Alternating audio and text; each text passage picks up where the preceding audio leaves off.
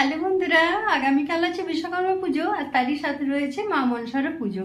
তো কালকে তো রয়েছে মা মনসার অরন্ধন আর তারই রান্নার প্রস্তুতি আজকে শুরু হয়ে গেছে। আজকে থেকে রান্না করে রাখা হবে, আগামীকাল খাওয়া হবে। তো আমার অলরেডি জোগাড় শুরু হয়ে গেছে, এই যে করেও নিয়েছি রেডি। এবারে রান্না শুরু করব।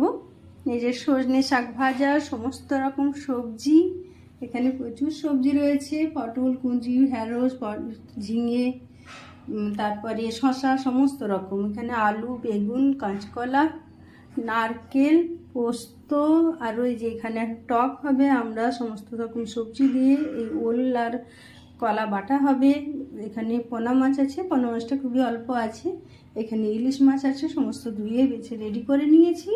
এরপরে ভাত বসানো হবে আর তারপরে হবে এগুলো সমস্ত কিছু ভাজা হবে। চলুন, দেখা হচ্ছে আগামীকাল। আমার বাড়িতেও বিশ্বকর্মা পুজো হচ্ছে, তো আগামীকাল আপনাদেরকে আমার বাড়ির বিশ্বকর্মারও দর্শন করাবো। সকালে ভালো থাকবেন, বাই।